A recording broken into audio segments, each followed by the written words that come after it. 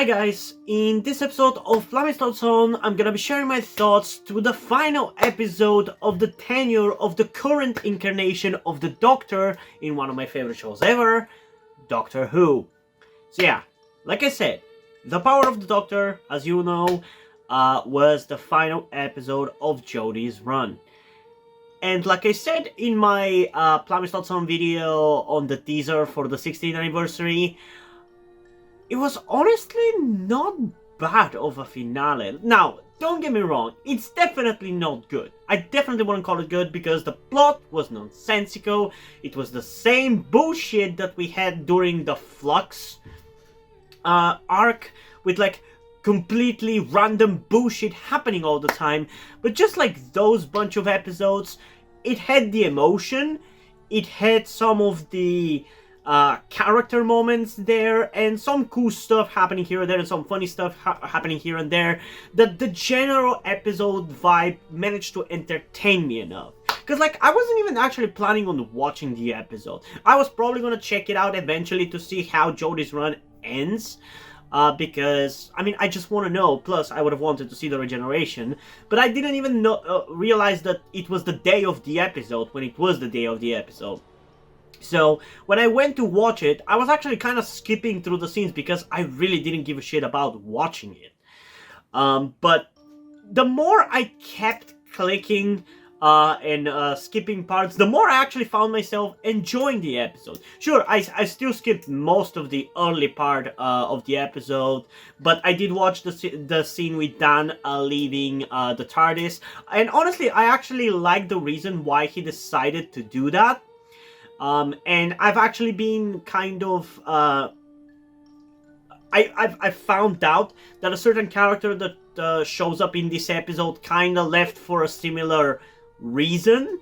So it actually kind of makes sense. I just wish those two characters met, so it would have kind of led to something. But Dan basically lives in this episode because he doesn't want to die, because he's enjoyed doing this, but he doesn't want his life to be risked doing this more than it already has. And that is very similar to the ending that Tegan, the character from Classic who shows up in this episode, had with her Doctor back in the Classic series.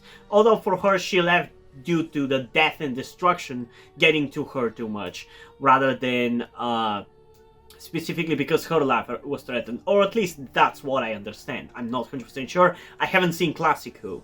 I've just literally watched the scene right before getting into this review. I watched the scene where she leaves the Doctor, and it seems like it was more because of the destruction and death in general, rather than her, the danger to her. So I'm actually okay with that. It just kind of feels like they really had to get him off the TARDIS so they can get into the other stuff of the episode. But I'm honestly fine with that. Dan was a pretty cool character. I really enjoyed him for the little time that he was there. Like, dare I say he left more of an impact on me than Bill. And I don't even hate Bill. I think she was fine. I just feel like she didn't really amount to much as a character. Not that she was bad or anything. And Dan was just fun, charismatic, and pretty cool. So yeah, I think one of the next scenes that I remember really enjoying, I know that that's not the sequence of events about how it goes, but one of the next few scenes that I really enjoyed was the Master Rasputin scene. I don't even understand why the fuck was he the Rasputin. From what I understand, the people who watched the episode in full don't understand what was the point of that whole Rasputin thing, but it led to a really funny scene, which I really enjoyed, so I'm perfectly satisfied with that, you know?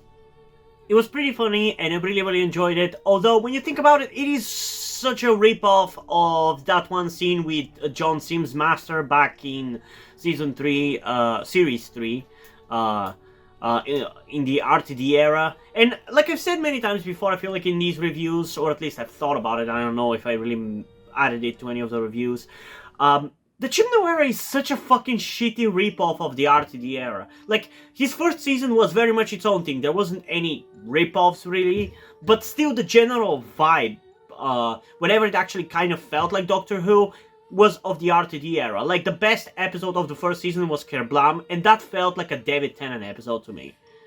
So, there's that. But then in series 12, like, I feel like every single fucking concept that Chibnall has come up with has either been done, like, before in general, or has been created in the RTD or Moffat eras. Like, literally fucking everything. Absolutely everything. Think about this. A hidden incarnation of the Doctor. Moffat did it too. A Time Lord found out about their a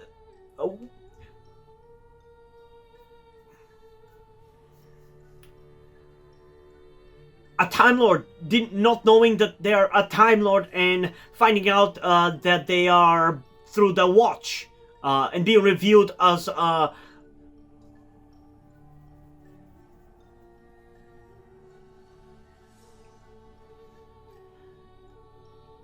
Time Lord, finding out that they are a Time Lord after not even thinking about it forever and being revealed as a secret Time Lord. We did that with the Master back in Series 3 again. And we did it with the Fugitive of the Judoon. Hell, even Jack fucking showed up in that episode. There's that too. And it's so hilarious to me as well, especially with the ending, because this is more in line with this specific episode, how we have Tennant once again showing up after somebody regenerated into him and then going on to do a bunch of special as the end of the era or whatever, even though it's not really the end of the era, but it's kind of hard to say, consider it the next era, because we haven't gotten the actual next Doctor, and Tennant still feels like more of like a spot filler than anything else. But like, remember how in Series 4 Tennant regenerates into Tennant and a half, and then goes on to do a bunch of specials. Well, now Jodie, who already felt like Tennant, regenerates into Tennant, and Tennant is off to a bunch of specials, like 3 specials. Like, it's so similar, it's fucking annoying how similar it is. And in this episode we have a bunch of scenes that are straight up copies again from the RTD era. Like the Master Rasputin scene is a copy of the I have decided on whether you should live or die. Or even the here come the drums from the same episode. Then we have a bunch of people piloting the TARDIS at the same time. That was there as well. Old companions showing up. That was there as well. Although that wasn't that much of an issue. The one thing that was kind of different, I guess, was showing a bunch of different incarnations of the Doctor. Like, that's something that I really liked, and that made actually the episode feel more like a 15th anniversary than the actual 15th anniversary, because as some other people who review Doctor Who on YouTube have pointed out rightfully, the 15th anniversary wasn't as much of a 50th as it was the whatever number it was for the modern era. It was the 8th anniversary of the modern era, because everything down to the plot was basically set up for the modern era. It had nothing to do with the classic era, and didn't even have any Doctors or characters from the classic era show up. Whereas this episode, which is not even an anniversary, had the 5th Doctor show up, had the 1st Doctor show up, had the 6th Doctor show up, the 7th Doctor show up, the 8th Doctor show up, Tegan showed up, Ace showed up for the first time. You could have, like, the fact that all these characters fucking showed up just makes me mad that they didn't bring any of these characters or actors earlier. Like, you brought back Elizabeth Sladen in the RTD era, but I don't see why you couldn't have brought back Ace as well, because I would have wanted to see Ace on the show when the actress was a little younger rather than however old she is now, but she definitely looks old in the face. I think it would have been cool to see her earlier than now. Then we also had, at the end of it, a bunch of cameos, down to even the first ever companion of Ian Charleston, or whatever his name is, from like the 1st Doctor's era. Like, what the hell? This was more of a 50th anniversary than the 50th anniversary. Or at least more what it should be in terms of the old characters showing up. And the interactions between the 5th Doctor and Tegan and the 7th Doctor and Ace are probably my favorite part of the episode, if I gotta be honest. It's one thing that I actually did not expect to happen in the episode, and it was so cool. Like, I feel like after this episode, there's no excuse why you can bring up old Doctors in any other special episode. Like, obviously, you're not gonna bring them up every episode, but this episode's excuse to have them was so flimsy. Still made sense, but it was so flimsy, and it was so obviously just a cheap way to get those incarnations to show up that I don't really care. Like, sure, okay, I'll buy it just to see them, because I really love the interaction between the 5th Doctor and Tegan and the 7th Doctor and Ace. And like, where was this fucking writing throughout the first season, Chibnall? Like, what the hell? How could you write like this now and not then? Like, still wouldn't have made his era good, don't get me wrong, but at least you wouldn't have felt fucking boring. So yeah, I really enjoyed that. Graham showed up as well. That was pretty cool and surprising. I did not expect that, but I'm glad that he showed up in the final episode of Jodie's era. Could have been cool to bring up Tosin Cole as well, aka Ryan, but I don't really feel like I miss him that much anyway. Although I did really like the pairing with Graham and Ace. And it kind of made me realize how old Ace actually is, because I haven't watched Classic Who, but every shot which I've seen Ace from was obviously from the Classic era. So in my mind, she's still like young. And in this episode, she was paired up with Graham to the point where Graham, they kind of flirted with each other a little bit. So I was like, oh yeah, they're actually kind of the same age, or close to their age, or whatever. Which is kind of weird to think about, but wibbly wobbly timey wimey, you know? So yeah, I'm not gonna be dealing with too much of the plot of this episode or whatever. I'm gonna get to it as I go through my notes if I have anything to say. So I'm just gonna move to the character stuff. I really liked, like I said, the cameo scene at the end with all of the previous companions who showed up as like a companions anonymous kind of thing, where they just share their stories about how they've traveled with the Doctor and how it's hard to adapt to being to living a normal life again. That was pretty cool. Obviously we couldn't have gotten a lot of the characters from the Moffat and RTD era, because a lot of them are either dead or gone, basically, because you have Rose, who is in a different universe, so she can't show up. You have Martha and Mickey, as somebody pointed out, who could show up in this, and I honestly feel like I can kind of understand why they wouldn't do Mickey at least, but I wish they at least showed up Martha, but I guess it would have been a glorified cameo, so I can see why they didn't bother with that shit. Then there's Donna, which we'll be getting in the next episode, funnily enough, so there's that. There's Amy and Rory, who are in the past and dead. There is Clara, who is immortal. Then there is Bill, who is immortal. So, literally the only companion who could have showed up was realistically, genuinely just Martha.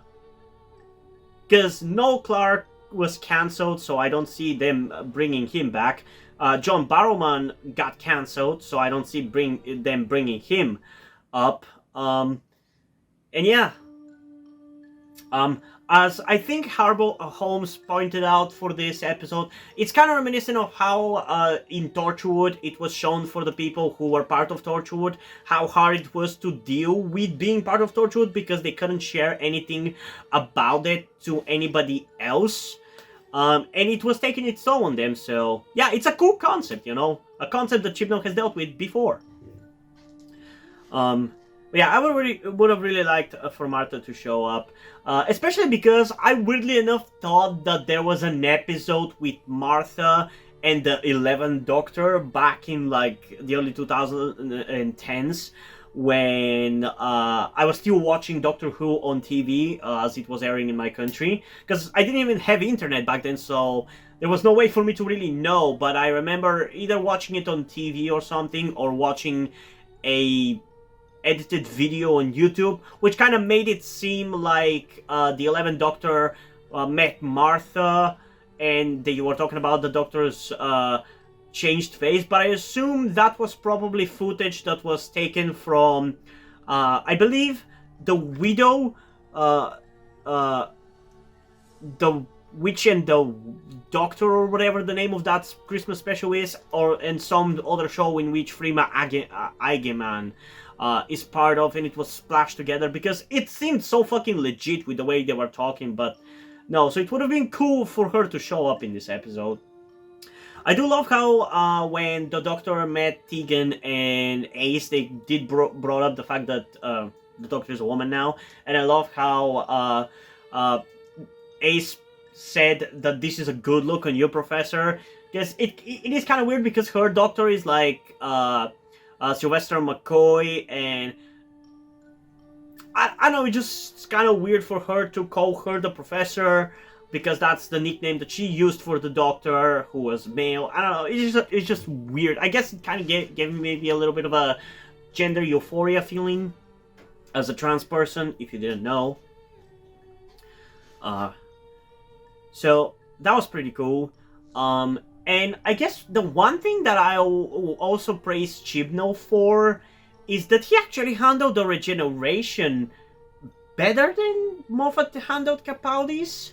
Because I actually really enjoyed that whole final sequence before her regeneration. Like the final 6 or so minutes was really nice, with her sharing ice cream with Yaz on the top of the TARDIS. That was really nice. The whole dialogue there was actually really nice. How the way she viewed her life as nobody got to be us. That's kind of how she thought about it. Like, yeah, we did some bad shit, we did some good shit, we lived life. In however short it might have been, nobody got to be us. Like, I do kind of like that. It is, again, just like most regenerations, kind of fourth wall breaky, but that's why I love regeneration scenes. I did wish that they shared a kiss, because they did kind of tease that love thing, and it really feels queer baity to not even have them share a kiss, especially considering Yas fucking carried the Doctor into the TARDIS after she got struck by the Master. And by the way, again, I really loved the interaction between Yaz and Tegan and Ace, where she asked who they were, and they said that they were her 40 years ago or whatever, which is again reminiscent to when Rose met Sarah Jane Smith back in series 2, and how salty she was. Although obviously Yas wasn't that salty about it, but it's just a fun interaction when you see the current companion realize, oh, there was a shit ton of other girls before me who were in my position, and that she's not gonna stay there for a while either. There's gonna be ones after her as well. And I think Donna also kind of went through the same thinking as well at one point, maybe when she met Martha. When we even had that funny scene where the Doctor said, don't fight, don't fight. I guess it was because of his experience with Sarah Jane Smith and Rose, but yeah, that was kind of funny. So yeah, getting back to the regeneration scene, I love the dialogue there. I love how Jodie, or let's call her Jodie for simplicity's sake, like the 13th Doctor. I love how the Doctor said to the TARDIS, keep an eye out onto the next one, take care of the next incarnation or whatever. And I love how her sentiment was, as she was dying, that she just wanted to see this beautiful sunset as her sun was setting down as well. And I love her... I mean, the dialogue in that final scene was so fucking good, man. I really loved it. From the beginning with the Yas scene to the end. I literally love every single sentence. I love how she says that... the sad thing is that she wants to know what's gonna happen next. I love the word that she says, blossomiest blossom. And I love her actual final line, tag, you're it. If there's one fucking line that exemplifies this incarnation of the Doctor, it's tag your it. Because this incarnation of the Doctor is very jumpy, very fast-paced, and a molar mouth, and runs around a lot. And I feel like, well, I feel like I would never really like that kind of incarnation of the Doctor, just because it's inherently too happy-go-lucky for it to become like my favorite incarnation or whatever. I'm much more of the kind of person who likes the darker and edgier stuff, so I was always going to prefer that over the happier stuff. I feel like there was definitely a way to handle that kind of incarnation better than what they did with Jodie, so I would definitely be excited to hear some audio dramas whenever she does go on to do things for Big Finish, because I feel like they will actually probably fix her. Because I feel like whenever she actually was kind of good, in the moments where she was good, she was enjoyable, but I just never really felt like she was the Doctor. The one time where I actually feel that she's the Doctor, it's in her final words. But I am glad that at least she left us on a really, really, really good note. Because for me, for example, Capaldi's regeneration was a fucking failure, outside of, again, the final line. But the speech there at the end, I feel like was just not it for me. It was a little bit too grandiose and too all over the place and covering too much bullshit. Compared to Eccleston, which was about calming Rose down and saying that he lived a good life. Tennant obviously was all about being sad for himself that he was dying. The 11th Doctor was again kind of trying to calm and explain why it's okay that he's changing his face to Clara.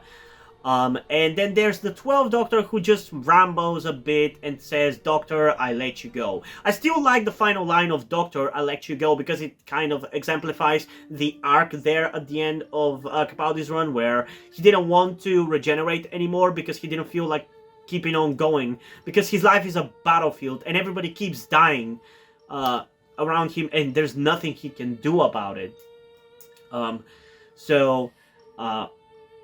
I do like his final line of like, "This is how I feel in this incarnation and I do not want to leave, but it's not up to me to decide, so I let it go," you know? Plus, it was obviously a line by Peter Capaldi.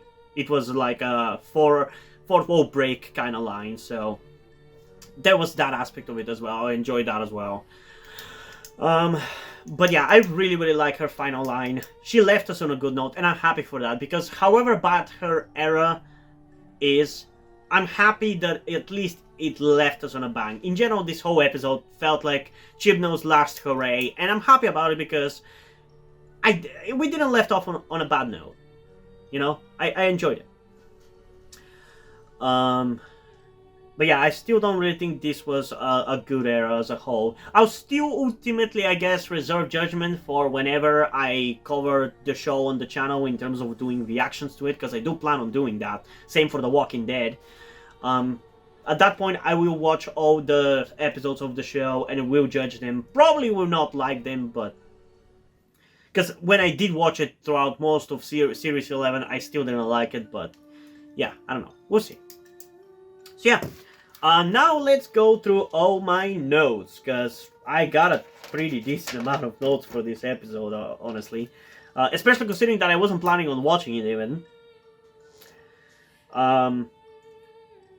So the first thing that I've written is, we know that's rule 1, which is in relation to the Doctor lies, because we know that, but I don't remember which character said that and in what context.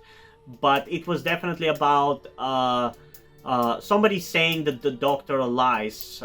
Probably the Master, I assume, but there's that. The next thing I've written is, kind of out of nowhere, but I like the sentiment, Dan leaving. Like I said, that is in relation to Dan leaving, and I already explained how I like the sentiment, and it still feels kind of out of nowhere, just so he's forced out of the story because of the other bullshit. But yeah, overall I'm satisfied with it. Then the next thing I've written down is, she doesn't like endings, again in relation to that scene, because Dan asked Yaz whether the Doctor was mad at him for leaving, and we all know how the Doctor doesn't like endings and doesn't like when his companions leave him, so I relate to that. That's why the Doctor is like one of my favorite characters ever, because I relate so much to the character of the Doctor and the way they are written. The thing is, though, I don't know if I've been influenced by the writing for the character, and that has made me who I am, or whether I was like this, and I just happen to relate to the Doctor, because I've been watching the show for 12 years now. I started watching it in 2010, I remember. Maybe even 2009 it could have been, I don't know. It was around that time anyway. The next thing I've written is an individualist Dalek, and that is in relation to that Dalek who, for whatever reason, decided to make a truce with the Doctor and wanted to destroy all the other Daleks or whatever. Something we've seen before with like Dalek Sec, or Dalek Khan, or Rusty. Next thing I've written is, why is the Master Rasputin? And nobody fucking knows. It was funny though, so there's that. Next thing I've written is, Jodie has actually gotten pretty good, and I don't know what scene in particular made me write that down, but yeah, I've honestly been okay with her. I still don't like the aspects of the character that infuriated me even in the first place, like her constant fucking running around with no substance to her character, but she's been more entertaining to watch, at least in Series 13, which is what I count this towards. Next thing I've written is, I love this Master. He really grew into his own. Well, yes, that scene with him dancing like a Russian man while he's dressed like Rasputin was very much copying John Sims' Master. I do feel like this guy kind of went more over the top, and this was like more fun to watch. Like, I feel like as much as that version of the Master also loved having fun, as any Master does, I feel like Sacha Dhawan's Master was really, really playful. Like, I don't know how to describe it. Like, he was petty. He was very petty. And more personal, and I really, really like that about it. And he definitely got better over time, because in Series 12, when he was first revealed, I feel like he was very bland. And again, very much copying John Sims' Master. But in this final episode, he was actually really unique, and I really, really enjoyed him. The question is, where in the incarnations of the Master does he show up? Next thing I've written is, that's just a body swap, and that is in relation to that whole idea of the forced regeneration that the Master commits on the Doctor, because why I don't even understand how you fucking write that based on the lore. Like, how would the Doctor regenerate into the Master? Like, when you regenerate the body, not the mind. The mind is the same. It's the same thing. It's not a different being. You're the same being. It's just the body that changes. That part is essentially like a body swap. But then in this case, why does forcing the Doctor to regenerate into the body of the Master with the same body, why would that turn the Doctor into the Master with the same thought process? And as we saw in the episode, it was more about the Master transferring his mind into the Doctor's body than it was forced regeneration of the Master. What I think would have been cooler if they actually had the Master and the Doctor regenerated into the body of the Master, so they could have Sacha Dhawan play the Doctor, but I guess that would be kind of shitty for the final episode of the current incarnation of the Doctor, so I don't know. It's just that the way they set it up as a forced regeneration into the Master, it's more of a body possession than anything else. Just with the fact of also changing the body to look like the mind, which is occupying it. But at least that led to the scene with all the old Doctors showing up, so that was pretty cool. Next thing I've written is Ace, still got it. I don't exactly know in relation to what that is. Probably her jumping off of the building with like a parachute or whatever. That was pretty cool, but yeah, I don't know.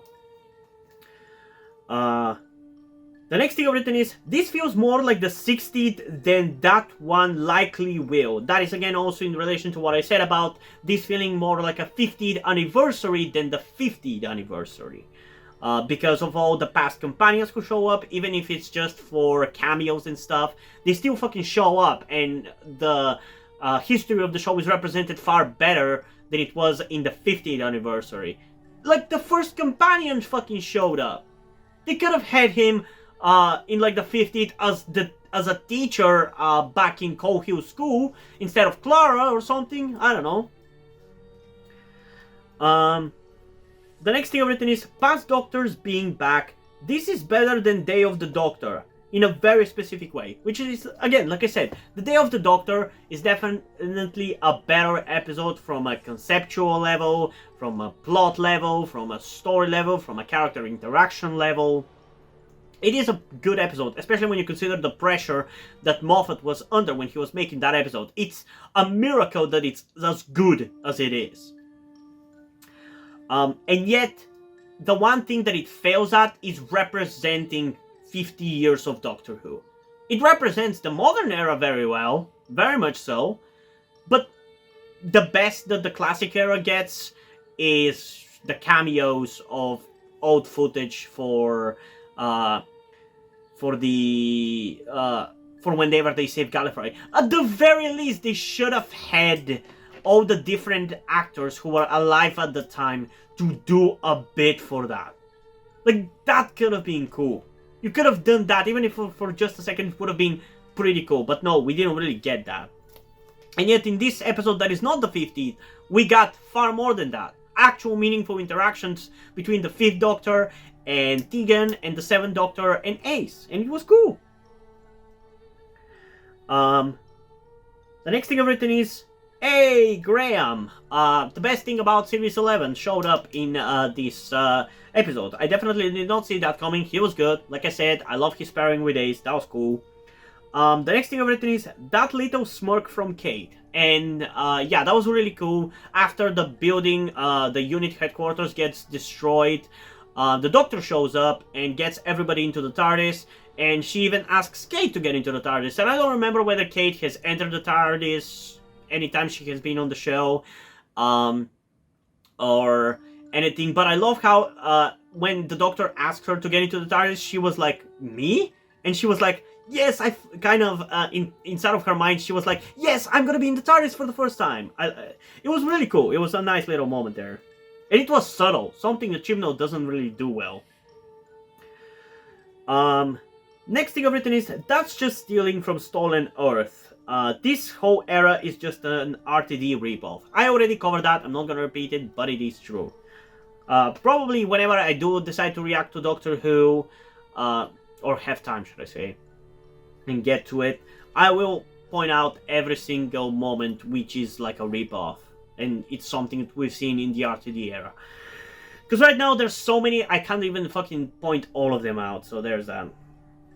The next thing I've written is, honestly, it feels more justified than Capaldi's death, which is in relation to the reason why Jodie has to regenerate. Because it actually doesn't have anything to do with the forced regeneration stuff earlier in the episode, but rather it has to do with the energy being that was captured in the beginning of the episode, with the Master forcing it to shoot the Doctor with a giant planet-destroying laser. That feels far more justified as something that kills the Doctor than a Cyberman electrocution. Because when you think about it, in the modern era, the Doctor has survived some pretty wild shit and has died from some really dumb shit. Like, Eccleston died by the TARDIS vortex energy, which feels like it would kill him. But then Tennant survived electrocution by a thunder. He survived getting his hand cut off. He survived falling from a spaceship.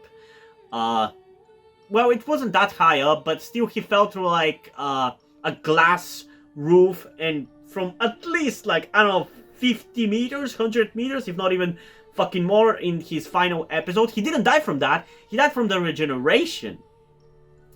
I mean, not from regeneration, from the radiation. Then Matt Smith's doctor died from old age. By comparison, Capaldi's death really feels kinda lame, because he very much had started regenerating even before the big explosion. At least they should have had that final explosion where he destroys all of the Cybermen. That should have been the thing that causes him to have to regenerate, not the electrocution earlier, because it feels like something the Doctor would survive. I even remember when I watched that episode back in like 2017, was it?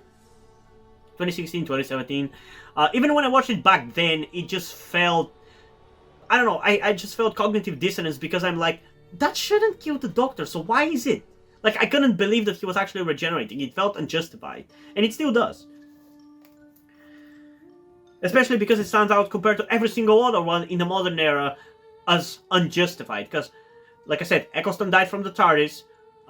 Tennant died from radiation. Smith died from old age.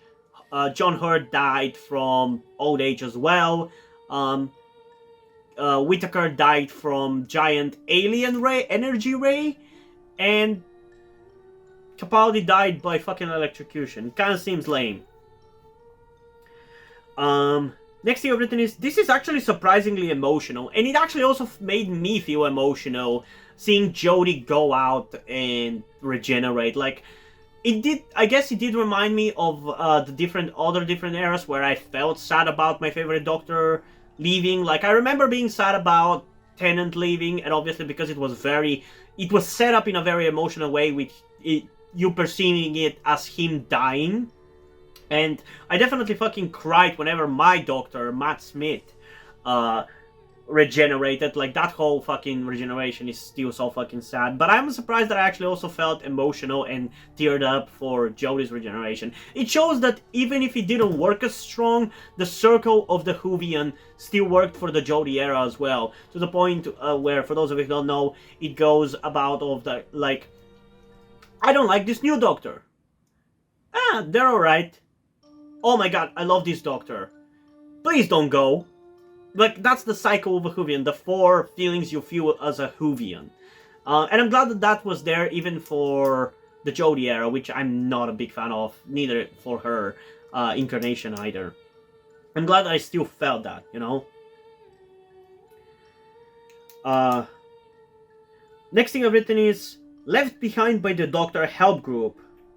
Tag, you are it. Introduction of David Tennant as the Doctor. So those are a couple of things, but we did cover the left behind by the Doctor help group and the tag you're it. So I'm gonna go with the introduction of David Tennant as the Doctor thing, which is in relation to the fact that in the credits he was written as introducing David Tennant as the Doctor, which shows that he is actually going to be playing the Doctor as the next incarnation, which is kind of wild.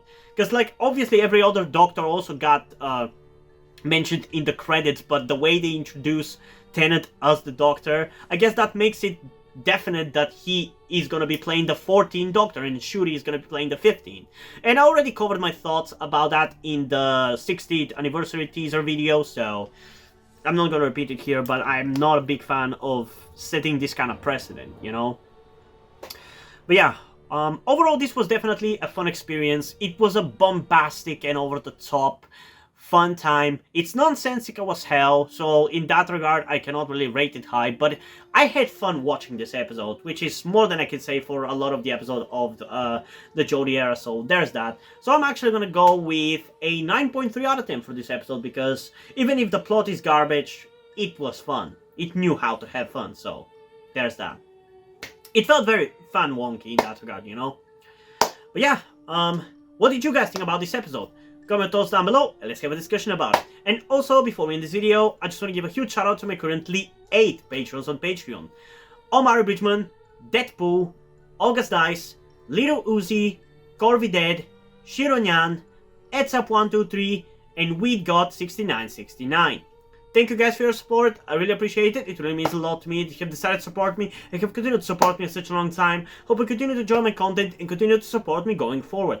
Thank you very much. I also want to thank Omari Bridgman in particular once again for also supporting me through my Coffee account, even though you don't have to really. It just means a lot to me that you have decided to support me on both of the platforms. I offer basically the same things on both, so yeah, you can go to whichever one you guys want.